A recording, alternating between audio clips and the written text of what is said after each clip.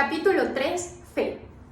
La visualización y la creencia en el logro de un deseo, el segundo paso hacia la riqueza. La fe es la principal sustancia química de la mente. Cuando la fe se combina con la vibración del pensamiento, el subconsciente capta instantáneamente la vibración, la traduce a su equivalente espiritual y la transmite a la inteligencia infinita, como ocurre en las plegarias. Las emociones de la fe, el amor y el sexo son las más poderosas de las principales emociones positivas. Cuando se combinan las tres, tienen el efecto de colorear la vibración del pensamiento de tal manera que éste alcanza instantáneamente el subconsciente, donde se convierte en su equivalente espiritual, la única forma que induce una respuesta de la inteligencia infinita. El amor y la fe son psicológicos, están relacionadas con el lado espiritual del ser humano. El sexo es puramente biológico y está relacionado únicamente con el lado físico.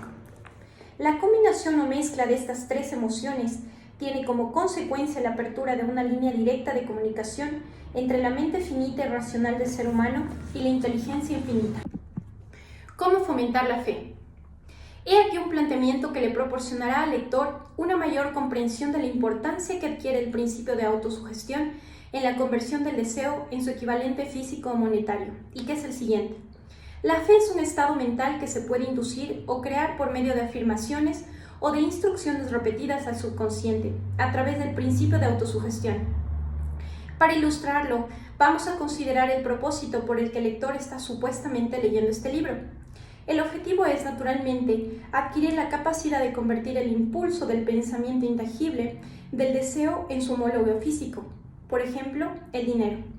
Si uno sigue las instrucciones contenidas en los capítulos sobre la autosugestión y el subconsciente, resumidas en el capítulo de la autosugestión, puede convencer a su subconsciente de que cree que recibirá lo que pide, de modo que actuará conforme a esta creencia, la cual su subconsciente le devolverá en forma de fe, junto con unos planes definidos para procurarle aquello que desea. El método a partir del cual uno intensifica la fe, allí donde todavía no existe, es extremadamente difícil de describir, casi tan difícil de hecho como sería describirle el color rojo a un invidente que nunca ha visto este color y que no tiene nada con qué compararlo. La fe es un estado mental que uno puede intensificar a voluntad una vez domina los 13 principios, pues se agranda voluntariamente con la aplicación y el uso de dichos principios. La repetición de órdenes al subconsciente es el único método conocido para intensificar voluntariamente la emoción de la fe.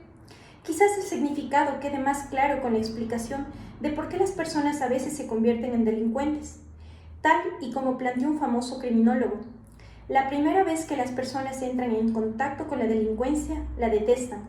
Si siguen en contacto durante cierto tiempo, se acostumbran a ella y la toleran. Si el contacto se prolonga lo suficiente, finalmente la aceptan y se dejan influir por ella. Esto equivale a decir que cualquier impulso del pensamiento que se transmita repetidamente al subconsciente, éste finalmente lo acepta y actúa sobre él, y procede a traducirlo en su equivalente material con el procedimiento más práctico que haya disponible. Con respecto a esto, consideremos de nuevo la afirmación: todos los pensamientos que se han emocionalizado, cargado de emociones y combinados con la fe, inmediatamente empiezan a convertirse en su equivalente o homólogo físico. Las emociones o la parte emotiva de los pensamientos son los elementos que le dan vitalidad y acción a estos. Las emociones de la fe, el amor y el sexo, cuando se combinan con un impulso del pensamiento dado, le proporciona una actividad mayor que la que podría darle cualquiera de estas emociones individualmente.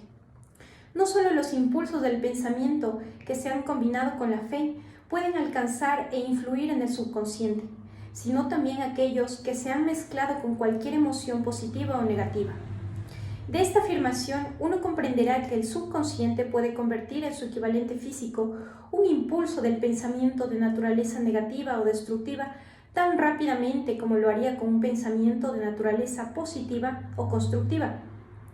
Esto explica el extraño fenómeno que experimentan millones de personas al que se refieren como desgracia o mala suerte. Millones de personas creen que están condenadas a ser pobres o a fracasar porque existe alguna fuerza extraña sobre la que creen no tener ningún control. Ellas mismas son las creadoras de sus propias desgracias, por su creencia negativa que capta el subconsciente y la traduce a su equivalente físico. Este es el lugar apropiado para indicar de nuevo que uno podrá beneficiarse si transmite cualquier deseo que desee traducir a su equivalente físico o económico a su subconsciente con un estado de esperanza o creencia de que realmente tendrá lugar dicha conversión. Su creencia o fe es el elemento que determina la acción de su subconsciente. No hay nada que le impida engañar a su subconsciente cuando le da instrucciones a través de la autosugestión, tal y como yo lo logré con el subconsciente de mi hijo.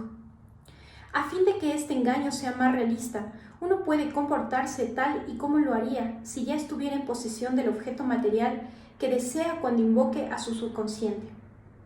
El subconsciente convertirá en su equivalente físico, con los medios disponibles más directos y prácticos, cualquier orden que se le exija, siempre que uno crea o tenga fe en que dicha orden se llevará a cabo. Seguramente ya se ha dicho suficiente para proporcionar un punto de partida a partir del cual uno puede, a través de la experiencia y la práctica, adquirir la capacidad de combinar la fe con cualquier orden dada al subconsciente. La perfección llegará con la práctica. No puede llegar con la simple lectura de las instrucciones. Si es cierto que uno puede convertirse en un delincuente cuando se asocia con la delincuencia, entonces es igualmente cierto que uno puede desarrollar la fe si le sugiere voluntariamente a su subconsciente que tenga fe. La mente, al final, termina encargándose de la naturaleza de las influencias que la dominan. Si el lector comprende esta verdad, entenderá también por qué es esencial fomentar el dominio de las emociones positivas en la mente y ahuyentar y eliminar las emociones negativas. Una mente dominada por emociones positivas se convierte en un domicilio favorable para el estado mental llamado fe. Una mente tan dominada puede, a voluntad, darle instrucciones al subconsciente y éste las aceptará y actuará sobre ellas inmediatamente. La fe es un estado mental que puede inducirse con autosugestión. A lo largo de todas las épocas, los fanáticos religiosos han exhortado a la humanidad combatiente a tener fe en ese y aquel dogma o credo, pero han olvidado a decirle a las personas cómo tener fe. No han mencionado que la fe es un estado mental y puede inducirse con autosugestión. En un lenguaje que todo ser humano normal pueda comprender, vamos a describir todo lo que se sabe sobre el principio a partir del que se puede crear fe allí donde ya no existe. Uno debe tener fe en uno mismo, fe en el infinito. Antes de empezar, el lector debería recordar de nuevo que la fe es el elixir externo que da vida, poder y acción al impulso del pensamiento. Vale la pena leer la frase anterior una segunda vez y una tercera y una cuarta. Es digna de leerla en voz alta. La fe es el punto de partida de toda acumulación de riquezas. La fe es la base de todos los milagros y los misterios que no pueden ser explicados según los principios de la ciencia. La fe es el único antídoto conocido contra el fracaso.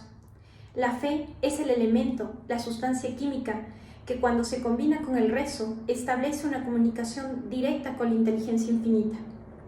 La fe es el elemento que transforma la vibración ordinaria del pensamiento, creada por la mente finita de hombre, en su equivalente espiritual. La fe es el único elemento a través del cual el hombre puede dominar y utilizar la fuerza cósmica de la inteligencia infinita. Es posible demostrar cada una de las anteriores afirmaciones. La prueba es simple y fácilmente demostrable. Está envuelta en el principio de la autosugestión. Por consiguiente, centraremos nuestra atención en el tema de la autosugestión para descubrir qué es y lo que es capaz de lograr. Es un hecho conocido que uno finalmente termina por creer cualquier cosa que se repita a sí mismo, tanto si la declaración es verdadera como si es falsa. Si una persona repite una mentira una y otra vez, finalmente la aceptará como una verdad. Es más, creerá que es cierta. Cualquier persona es lo que es por los pensamientos dominantes que permite que ocupen su mente. Los pensamientos que una persona acoge deliberadamente en su propia mente, que fomenta con entusiasmo y que combina con una o varias emociones, constituyen las fuerzas motivadoras que dirigen y controlan todos sus movimientos, conductas y hazañas. Ahora podemos plantear el enunciado de una verdad muy importante. Los pensamientos que se combinan con cualquier emoción constituyen una fuerza magnética que atrae de las vibraciones del éter otros pensamientos similares o relacionados. Un pensamiento así, magnetizado con la emoción, puede compararse con una semilla que, cuando se planta en un suelo fértil, germina, crece y se multiplica una y otra vez, hasta que aquello que originalmente era una pequeña semilla se convierte en infinitos millones de semillas de la misma clase. El éter es una gran masa cósmica de fuerzas eternas de vibración. Está constituido tanto por vibraciones destructivas como constructivas. Transmite en todo momento vibraciones de miedo, pobreza, enfermedad, fracaso y miseria, y vibraciones de prosperidad, salud, éxito y felicidad, igual que los cientos de instrumentos de música y los cientos de voces humanas que mantienen su propia singularidad y recursos de identificación a través de la radio. La mente humana constantemente atrae del gran almacén de éter vibraciones que están en armonía con aquellas que dominan en ella. Cualquier pensamiento, idea, plan o propósito que uno tiene en su mente atrae de las vibraciones del éter a multitud de parientes suyos, añade estos familiares a su propio cuerpo y crece hasta convertirse en el maestro motivador predominante del individuo en cuya mente se ha instalado. Ahora volvamos al punto de partida para ponernos al corriente de cómo plantar en la mente la primera semilla de una idea, plan o propósito. La información se puede comunicar fácilmente. Cualquier idea, plan o propósito puede plantearse en la mente por medio de su repetición. Por eso se le pide al lector que escriba su principal propósito o su meta primordial y definida, lo memorice y lo repita en palabras audibles día tras día, hasta que estas vibraciones hayan alcanzado su subconsciente. Somos lo que somos por las vibraciones del pensamiento que adquirimos y registramos a través de los estímulos de nuestro entorno cotidiano. Debemos resolver dejar a un lado las influencias de un entorno desafortunado de cualquier tipo para construir la propia vida a medida. La realización de un inventario de los recursos y las desventajas mentales le permitirá descubrir al lector que tal vez su mayor debilidad sea la falta de confianza en sí mismo. Este obstáculo se puede superar y convertir la timidez en valentía con ayuda del principio de autosugestión. La aplicación de este principio se puede realizar con la simple enunciación por escrito de los impulsos positivos del pensamiento y su memorización y repetición hasta que formen parte del instrumental de la facultad subconsciente de la mente. La fórmula para ganar autoconfianza. 1. Sé que tengo la capacidad de conseguir el objeto del propósito definido de mi vida. Por lo tanto, me exijo ser persistente y perseverante hasta conseguirlo, y aquí y ahora prometo actuar de este modo. 2. Sé que los pensamientos dominantes de mi mente finalmente se convertirán en actos externos y físicos y se transformarán gradualmente en una realidad física. Por lo tanto, concentraré mis pensamientos durante 30 minutos al día en la tarea de pensar en la persona en la que deseo convertirme, para crear así en mi mente una imagen mental clara de esa persona. 3. Sé, por el principio de autosugestión, que cualquier deseo que alberga con persistencia en mi mente, finalmente buscará expresarse a través de ciertos medios prácticos para lograr el objetivo que hay detrás de él. Por lo tanto, dedicaré 10 minutos al día para exigirme ganar confianza en mí mismo. 4. He notado claramente una descripción de mi principal meta definida y nunca dejaré de intentarlo hasta que haya ganado la suficiente confianza en mí mismo para conseguirla. 5. Comprendo muy bien que no hay riqueza ni posesión que pueda durar mucho tiempo, a menos que tenga una base leal y justa. Por lo tanto, no me involucraré en ninguna transacción que no beneficie a todos los implicados. Mi éxito se derivará de la atracción de las fuerzas que deseo utilizar y de la cooperación de los demás. Induciré a los demás a servirme porque estaré dispuesto a servirlos también a ellos. Terminaré con el odio, la envidia, los celos, el egoísmo y el cinismo a base de fomentar amor por toda la humanidad, porque sé que una actitud negativa hacia los demás nunca me dará el éxito. Lograré que los demás me crean porque creeré en ellos y en mí mismo. 6. Firmaré con mi nombre esta fórmula, la memorizaré y la repetiré en voz alta una vez al día, con plena fe de que gradualmente tendré influencia sobre mis pensamientos y acciones para así poder tener confianza en mí mismo y triunfar. Tras esta fórmula hay una ley de la naturaleza que ningún ser humano ha sido capaz de explicar. Ha desconcertado a los científicos de todos los tiempos. Los psicólogos han llamado a esta ley autosugestión, y así es como se la conoce. El nombre tiene poca importancia, lo que importa es que funcione, para la gloria y el progreso de la humanidad, si se utiliza de manera constructiva. Asimismo, si se utiliza de un modo destructivo, destruirá con la misma facilidad. En esta afirmación podemos encontrar una verdad muy importante. Los que se vienen abajo en las derrotas y terminan sumidos en la pobreza, la miseria y la angustia, lo hacen por la aplicación negativa del principio de autosugestión. La causa se halla en el hecho de que todos los impulsos del pensamiento tienen tendencia a vestirse de su equivalente físico. El subconsciente, el laboratorio químico en el que los impulsos del pensamiento se combinan y preparan para traducirse a la realidad física. No distingue entre impulsos del pensamiento positivos o negativos. Trabaja con el material que le proporcionamos a través de estos. El subconsciente puede hacer realidad con la misma sencillez un pensamiento motivado por el miedo como un pensamiento guiado por el coraje o la fe. Las páginas de la historia de la medicina están repletas de ejemplos de casos de suicidio sugestivo.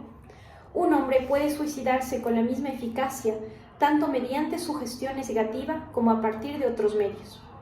En una ciudad del medio oeste de Estados Unidos, un banquero llamado Joseph Grant tomó prestada una gran suma de dinero del banco sin el permiso de los directores y la perdió en el casino. Una tarde el examinador bancario se dirigió al banco y comenzó a revisar las cuentas. Joseph se fue, pagó por una habitación en un hotel del barrio y cuando lo encontraron 3 días después, estaba tumbado en la cama, gimiendo, llorando y repitiendo una y otra vez las palabras: «Dios mío, esto me va a matar. No puedo soportar esta vergüenza». Al poco tiempo estaba muerto. Los médicos declararon el caso de suicidio mental. Del mismo modo que la electricidad hace girar las ruedas de la industria y presta unos buenos servicios si se hace un buen uso de ella, o termina con la vida si se la utiliza de forma incorrecta, la ley de autosugestión llevará a uno a lograr paz y prosperidad o lo hundirá en el valle de la miseria, el fracaso y la muerte, según su grado de comprensión y la aplicación de que se haga de ella. Si uno llena su mente de miedo, dudas y falta de confianza en su capacidad de conectar y emplear las fuerzas de la inteligencia infinita, la ley de autosugestión adoptará este mismo espíritu de incredulidad y lo usará como patrón a partir del cual su subconsciente lo convertirá en su equivalente físico. Esta afirmación es tan verdadera como la afirmación de que 2 más 2 son 4. Así como el viento arrastra un barco al oeste y al otro al oeste, la ley de la autosugestión nos elevará o hundirá dependiendo de cómo orientemos las velas del pensamiento. La ley de la autosugestión, a través de la cual una persona puede alcanzar unos niveles de éxito inimaginables, está bien descrita en los siguientes versos. Si crees que estás vencido, lo estás. Si crees que no te atreves, así es. Si te gusta ganar pero crees que no puedes, es casi seguro que no lo lograrás. Si crees que perderás, estás perdido, porque la vida nos muestra que el éxito empieza con la voluntad del hombre. Todo está en nuestro estado de ánimo. Si crees que eres superior, así es. Has tenido que pensar alto para ascender. Has tenido que estar seguro de ti mismo para poder obtener alguna recompensa. Las batallas de la vida no siempre favorecen a los hombres más fuertes o más rápidos, pues tarde o temprano el hombre que gana es aquel que cree poder hacerlo. Si el lector observa las palabras en cursiva, comprenderá el profundo significado que tenía en mente el poeta. En alguna parte de nuestra estructura, tal vez en nuestras neuronas, se halla dormida la semilla del logro, la cual, si despertara y entrara en acción, nos llevaría a unas alturas que tal vez nunca esperamos alcanzar. Igual que un virtuoso puede sacar los sonidos más bellos de las cuerdas de un violín, uno puede despertar al genio que duerme en su interior y hacer que lo lleve hacia arriba, hacia cualquier objetivo que desee lograr. Abraham Lincoln fracasó en todo lo que intentó hasta tener bien cumplidos los 40 años. Fue un don nadie hasta que una gran experiencia apareció en su vida. Despertó al genio durmiente que tenía en su corazón y su mente y le dio al mundo uno de los mejores hombres. Esta experiencia se combinó con emociones de tristeza y de amor. Le llegó a través de Anne, la única mujer a la que amó verdaderamente. Se sabe que la emoción del amor es muy semejante al estado de ánimo llamado fe, por el hecho de que el amor se aproxima mucho a la traducción de los impulsos del pensamiento en su equivalente espiritual. Durante la investigación que llevé a cabo, consistente en analizar la vida, las obras y los logros de cientos de hombres que obtuvieron resultados magníficos, descubrí la influencia del amor de una mujer en casi todos los casos.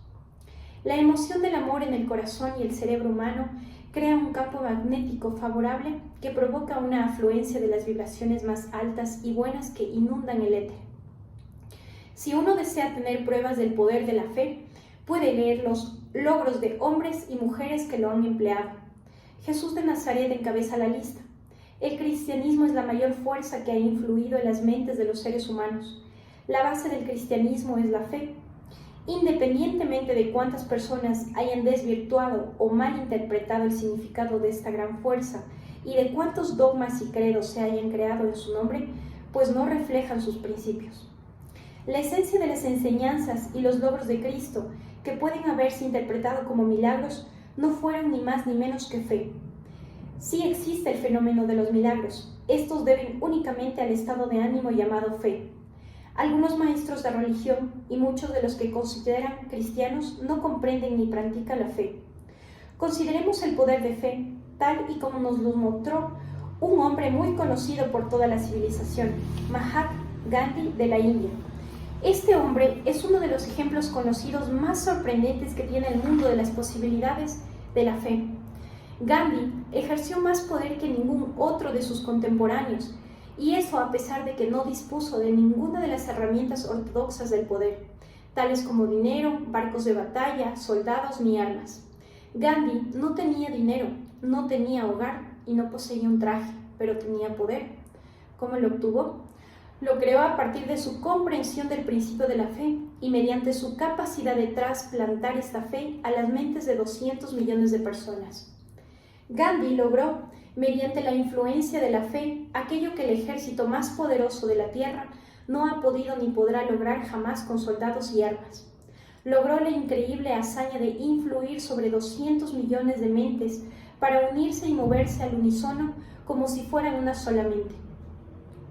¿Qué otra fuerza en la tierra a partir de la fe podría hacer algo así? Llegará un día en el que los trabajadores y los empresarios descubrirán las posibilidades de la fe. Este día está amaneciendo. Todo el mundo tuvo numerosas oportunidades durante la Gran Depresión de ser testigo de lo que falta de fe provoca en los negocios. Seguramente la civilización ha creado un número suficiente de seres humanos inteligentes para hacer uso de esta gran lección que la depresión le enseñó al mundo. Durante esta crisis, el mundo tuvo muchas pruebas de que la expansión del miedo paralizó las ruedas de la industria y las empresas. De esta experiencia surgirán líderes de empresas e industrias que se beneficiarán del ejemplo que nos dio Gandhi y aplicarán en los negocios las mismas tácticas que él utilizó para crear el mayor número de seguidores que jamás ha habido en la historia.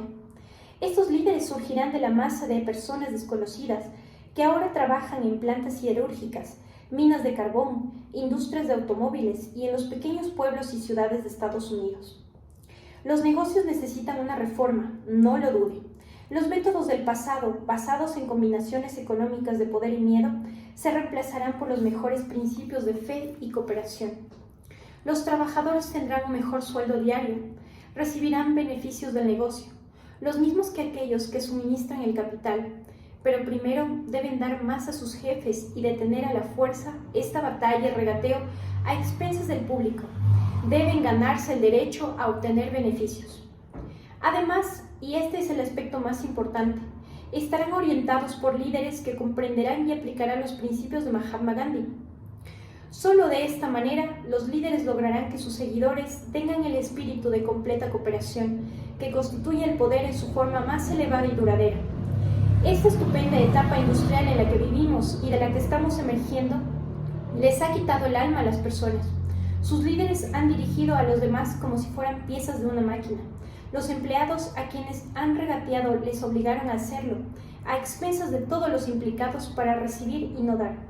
La consigna del futuro será felicidad y satisfacción humana, y cuando se haya alcanzado este estado de ánimo, la producción se encargará de sí misma con más eficacia de lo que jamás se ha logrado cuando las personas no hicieron ni pudieron mezclar la fe y los intereses personales con su trabajo.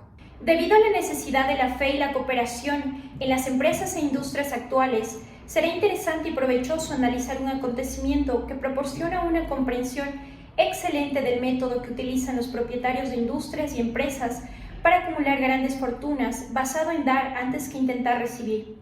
El acontecimiento escogido para este ejemplo data de 1900, cuando se estaba empezando a formar la United States Steel Corporation. A medida que el lector lea la historia, le aconsejo que recuerde estos hechos fundamentales para así comprender cómo las ideas se han convertido en enormes fortunas. 1. La gran United Steel Corporation nació en la mente de Charles en forma de una idea que creó con su imaginación. 2. Combinó la fe con su idea. 3. Formuló un plan para transformar su idea en una realidad física y económica. 4. Llevó su plan a la acción con su famosa conferencia en la University Club. 5. Aplicó y se ciñó su plan con persistencia y lo apoyó con determinación hasta que lo hubo llevado a cabo. 6. Allanó el camino hacia el éxito con un deseo ardiente de triunfar. Si el lector es una de esas personas que se ha preguntado muchas veces cómo se acumulan las grandes fortunas, la historia de la creación de la United States Steel Corporation le proporcionará la información. Si tiene alguna duda sobre el hecho de que los seres humanos pueden pensar y hacerse ricos, esta historia debería ahuyentar estas dudas porque podrá ver con claridad la aplicación de gran parte de los 13 principios descritos en este libro. Esta increíble descripción del poder de una idea pertenece a John del periódico New York World Telegram, por cuya cortesía la producimos aquí. Un bonito discurso de sobremesa por $1.000 millones. Cuando aquella tarde del 12 de diciembre de 1900 se reunieron unas 80 personas de la nobleza financiera de la nación en el salón de banquetes del University Club, en la Quinta Avenida, para rendir honor a un joven del oeste, ni la mitad de ellos podía sospechar que estaban a punto de presenciar el episodio más significativo de la historia industrial de Estados Unidos. Edward Simmons y Charles, llenos de gratitud por la pródiga hospitalidad de Charles, les había ofrecido durante su reciente visita a Petersburg, habían organizado la cena para presentar a aquel empresario del acero de 38 años a la Sociedad de Banqueros del Oeste de Estados Unidos. Sin embargo, no esperaban que magnetizase de ese modo la convención.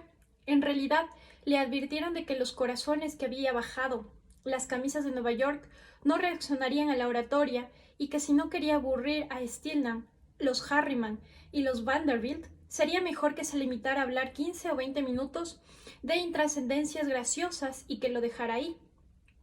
Incluso John, que estaba sentado a la derecha de Schwartz, con una dignidad imperial, quiso agradecer muy brevemente su presencia en la mesa del banquete.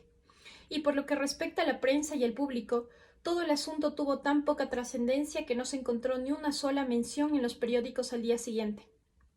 Así, los dos anfitriones y sus distinguidos invitados probaron los habituales 7 u 8 platos. Hubo muy poca conversación y la que hubo fue muy moderada. Algunos de los banqueros y los agentes de la bolsa habían conocido a Schwab, cuya carrera había florecido a lo largo de los bancos del río Monongahela, pero ninguno de ellos lo conocía bien. Sin embargo, antes de que terminara la tarde, todos, y con ellos Money Master Morgan, iban a perder la cabeza por él, y un bebé de $1.000 millones. La United States Steel Corporation iba a concebirse. Tal vez sea una lástima para la historia que no exista ningún registro del discurso de Charlie en aquella cena. Repitió algunas partes de este un tiempo más tarde, en una reunión similar con los banqueros de Chicago. Y todavía más adelante, cuando el gobierno inició un pleito para liquidar la Steel Trust, dio su propia versión, desde el estrado, de las observaciones que motivaron a Morgan a involucrarse en el frenesí de la actividad financiera. Es probable, sin embargo, que fuera un discurso casero, con errores gramaticales. Los perfeccionismos del lenguaje nunca le interesaron a Schwartz, y lleno de refranes combinados con ingenio. Pero aparte de todo esto, tuvo un poder y un efecto galvánico sobre el capitán, estimado de $5.000 millones que representaba los comensales. Cuando terminó y la reunión seguía hechizada a pesar de que Schwab había hablado durante 90 minutos, Morgan condujo al orador a una ventana apartada, donde balanceando las piernas desde un asiento alto e incómodo, hablaron durante más de 1 hora. La magia de la personalidad de Schwab se había puesto en acción con todo su esplendor, pero lo que fue más importante y perdurable fue el programa claro y completo que presentó para el ensalzamiento del acero. Muchos hombres habían intentado interesar a Morgan para montar conjuntamente un trozo del acero a partir de combinaciones con empresas de galletas, cables y flejes, azúcar, goma, whisky, aceite o goma de mascar. John Gates, jugador de apuestas, lo había instado a ello, pero Morgan desconfió de él. Los hermanos Moore, Bill y Jim, mayoristas de Chicago que habían fusionado una fosforera y una empresa de galletas, se lo pidieron con insistencia y no lograron. Elbert Gary, el sacrosanto abogado del Estado, quien acogerlo, pero no llegó a ser lo suficiente grande para impresionarlo. Hasta que la elocuencia de Schwab ascendió a Morgan hasta una altura en la que pudo visualizar los sólidos resultados de la misión financiera más desafiante jamás concebida. El proyecto era visto como un sueño delirante de chiflados. El magnetismo financiero que empezó hace una generación a atraer a miles de personas pequeñas, a veces mal supervisadas, a una gran combinación competente, se volvió operativo en el mundo del acero gracias al ingenio de aquel jovial pirata de los negocios, John Gates. Gates ya había formado la American Steel and Wire Company a partir de una cadena de pequeñas empresas, y junto con Morgan había creado la Federal Steel Company. Las empresas National Tough y American Bridge fueron dos empresas más de Morgan, y los hermanos Moore habían renunciado al negocio de los fósforos y las galletas para fundar el grupo americano Tin Plate, Steel Hub, Share Steel y National Steel Company. Sin embargo, al lado del gigantesco Trust Vertical de Andrew Carnegie, perteneciente y dirigido por 53 accionistas, estas otras combinaciones eran insignificantes. Tal vez podían combinarse hasta saciarse, pero ni siquiera todas juntas podrían hacer mella en la organización de Carnegie, y Morgan lo sabía. El excéntrico viejo escocés también lo sabía. Desde las magníficas alturas de Skibo Castle, había visto primero divertido y luego con resentimiento los intentos de las pequeñas empresas de Morgan de entrometerse en su negocio.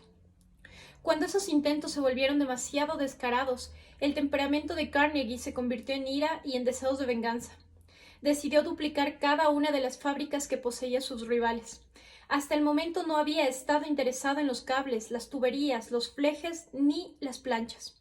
En lugar de eso, estaba encantado de vender a tales compañías de acero en bruto y dejar que lo trabajaran como quisiera. Ahora, con Schwab como jefe y lugarteniente capaz, pensó en poner a sus enemigos entre la espada y la pared. Así fue como Morgan vio la solución a su problema de combinaciones en el discurso de Charles Schwab. Un trust sin el gigante de Carnegie no sería ningún trust. Sería, como dijo un escritor, como un pastel de ciruelas sin ciruelas. El discurso de Schwab en la noche del 12 de diciembre de 1900 indudablemente trajo la conclusión, aunque no la garantía, de que el vasto imperio de Carnegie podía llegar a estar bajo la sombra de Morgan. Habló del futuro mundial del acero, de reorganización para lograr más eficiencia, de especialización, de deshacerse de empresas improductivas y de la concentración de los esfuerzos en las empresas florecientes, del ahorro en el tráfico del material, del ahorro en los departamentos directivos y administrativos y de captar mercados extranjeros. Más que eso, les dijo a los bucaneros donde yacían los errores de su piratería habitual. Sus objetivos, infirió, habían sido crear monopolios, aumentar precios y atribuirse grandes beneficios por el privilegio. Schwab condenó el sistema de la manera más sincera. La poca visión de tal política, dijo a sus oyentes, yacía en el hecho de que se restringía el mercado en una era en la que todo pedía expandirse. Con el abaratamiento del costo del acero, argumentó, se crearía un mercado que siempre estaría en expansión, se idearían más usos del acero y se captarían una porción considerable del comercio mundial. De hecho, aunque no lo sabía Schwab, fue un apóstol de la moderna producción en masa. Así llegó a su fin la cena en el University Club. Morgan se fue a casa a reflexionar sobre las optimistas predicciones de Schwab. Schwab volvió a Petersburg a dirigir el negocio siderúrgico para Carnegie, mientras que Gary y el resto volvieron a sus teletipos a especular, anticipando la siguiente maniobra. No transcurrió mucho tiempo. Morgan tardó aproximadamente una semana en digerir el festín de motivos que Schwab le había planteado. Cuando se hubo asegurado de que no iba a sufrir ninguna indigestión financiera, llamó a Schwab y se encontró a un joven muy tímido. Al señor Carnegie le dijo Schwab: quizás no le alegraría mucho descubrir que el presidente de su conglomerado de empresas había estado flirteando con el emperador de Wall Street, lugar que Carnegie había acordado no pisar jamás. Entonces John Gates, que hacía de intermediario entre Morgan y Schwab, sugirió que si Schwab estuviera casualmente de paso en el Hotel Bellevue de Filadelfia, Morgan podía coincidir con él allí. Cuando Schwab llegó, sin embargo, Morgan se hallaba enfermo en su casa de Nueva York y, presionado por el hombre mayor, viajó a Nueva York y se presentó en la puerta de la biblioteca del financiero. Actualmente, ciertos historiadores de la economía han profesado la creencia de que esta historia de principio a fin fue planificada por Andrew Carnegie, que aquella cena en honor a Schwab, el famoso discurso, la convención dominical entre Schwab y el rey del dinero fueron sucesos que el astuto escocés había preparado de antemano. La verdad es precisamente lo contrario. Cuando llamaron a Schwab para cerrar el trato, ni siquiera sabía que el pequeño jefe, como llamaban a Andrew, prestaría atención a una oferta de venta, particularmente a un grupo de hombres quienes Andrew consideraba que estaban dotados de algo menos que la virtud. Pero Schwab asistió a la reunión con 6 hojas escritas a manos llenas de datos que, según él, representaban el valor físico y la capacidad potencial de ganancias de cada empresa metalúrgica que consideraba una estrella esencial en el nuevo firmamento del metal. 4 hombres le dieron vueltas a estos datos toda la noche. El jefe, por supuesto, era Morgan, firme en su creencia en el derecho divino del dinero. Junto a él estaba su socio aristócrata, Roberto Bacon, un erudito y un caballero. El tercero era John Gates, a quien Morgan despreciaba por ser un jugador de apuestas y lo utilizó como una herramienta. El cuarto era Schwab, quien sabía más acerca de los procesos de fabricación y venta del acero que cualquier otro grupo de entonces. A lo largo de aquella conferencia no se cuestionaron los datos del hombre de Pittsburgh. Si él decía que una empresa valía tanto, entonces valía exactamente eso y nada más. También insistió entonces valía exactamente eso y nada más. También insistió en concluir en la combinación solo aquellas empresas que había elegido. Había ideado una corporación en la que no habría duplicación, ni siquiera para satisfacer la avaricia de amigos que querían descargar sus empresas en los anchos hombros de Morgan. Por lo tanto, omitió a propósito varias de las empresas más grandes sobre las que las morsas y los carpinteros de Wall Street habían fijado sus ojos hambrientos. Cuando amaneció, Morgan se levantó y se enderezó. Solo le quedaba una cuestión. ¿Cree que podrá persuadir a Andrew Carnegie de que venda?, preguntó. Puedo intentarlo, respondió Schwab. Si puede lograr que venda, me comprometeré con el asunto, dijo Morgan. Hasta allí todo iba bien. ¿Pero vendería Carnegie? ¿Cuánto pediría? Schwab pensó que unos 320 millones de dólares. ¿Cómo se realizaría el pago? ¿En acciones ordinarias o preferentes? ¿En bonos? ¿En efectivo? Nadie podía reunir 320 millones de dólares en efectivo. En enero acudieron a un partido de golf en los helados prados de St. Andrews. Andrew, envuelto en jerseys para protegerse del frío, y Charlie hablando sobre trivialidades, como era habitual para mantener el buen humor. Pero no mencionaron ni una sola palabra sobre negocios hasta que ambos se sentaron en la cálida sala de la casa de campo de Carnegie. Entonces, con el mismo poder de convicción con que había hipnotizado a 80 millonarios en el University Club, Schwab soltó brillantes promesas de jubilación y habló sobre los innumerables millones que satisfacerían los caprichos sociales del anciano. Carnegie estuvo de acuerdo. Escribió una cifra en una hoja de papel, se la dio a Schwab y dijo: «Bien, ese es el precio al que venderemos». La cifra era de unos 400 millones de dólares y surgió de los 320 millones que Schwab había previsto más 80 millones que representaba el valor añadido sobre el capital durante los últimos 2 años. Más tarde, en la cubierta de un barco transatlántico, el escocés le decía arrepentido a Morgan: «Ojalá te hubiera pedido 100 millones de dólares más. Si me lo hubieras pedido, te los habría dado», le respondió Morgan alegremente. Hubo un gran alboroto, por supuesto. Un corresponsal británico caligrafió que el mundo extranjero del acero estaba aterrado ante la gigantesca corporación. El presidente Hadley de Yale declaró que a menos que se regularan los trusts, el país podía esperar un emperador en Washington en los próximos 25 años. Pero ese hábil agente de bolsa que era Ken se puso manos a la obra en la tarea de impulsar tan vigorosamente las nuevas acciones hacia el público que todo el exceso de liquidez, estimado por algunos en cerca de $600 millones, fue absorbido en un abrir y cerrar de ojos. De modo que Carnegie obtuvo sus millones. El sindicato de Morgan consiguió $62 millones por todos sus problemas y todos los muchachos, desde Gates hasta Gary, también obtuvieron sus millones. Schwab, a sus 38 años de edad, obtuvo su recompensa. Fue nombrado presidente de la nueva corporación y ostentó el cargo hasta 1930. La espectacular historia del gran negocio que el lector acaba de terminar se incluye en este libro porque es un ejemplo perfecto del método por el cual el deseo puede convertirse en su equivalente físico.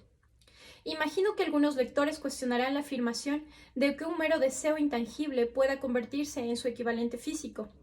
Indudablemente algunos dirán, uno no puede convertir nada en algo. La respuesta está en la historia de la United States Steel Corporation. Esta gran organización se creó en la mente de una persona. El plan por el cual la empresa obtuvo las fábricas de acero que le dieron estabilidad económica se creó en la mente del mismo hombre. Su fe, su deseo, su imaginación y su persistencia fueron los verdaderos ingredientes que crearon la United States Steel Corporation. Las fábricas de acero y la maquinaria que adquirió la empresa después de que existiera legalmente fue secundario.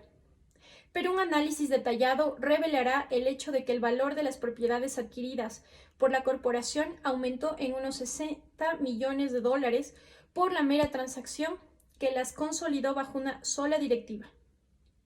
En otras palabras, la idea de Charles, sumada a la fe que contagió Morgan y a los demás, dio unos beneficios de unos $60 millones, una suma considerable por una sola idea. Lo que ocurrió a algunos de los hombres que tomaron su parte de los millones de dólares del beneficio de esa operación es un asunto que ahora no nos concierne. El aspecto importante del sorprendente logro es que constituye una prueba incuestionable de la sensatez de la filosofía descrita en este libro, porque esta filosofía fue la urdimbre y la trama de toda la operación. Además, la viabilidad de la filosofía la constata en el hecho de que la United States Steel Corporation prosperó y se convirtió en una de las empresas más ricas y poderosas de Estados Unidos. Dio empleo a miles de trabajadores, desarrolló nuevas aplicaciones del acero y abrió nuevos mercados, mostrando así que los $600 millones de beneficio que produjo la idea de Schwab estaban bien merecidos. La riqueza empieza con un pensamiento. La cantidad solo está limitada por la persona en cuya mente se pone en marcha el pensamiento. La fe elimina las limitaciones.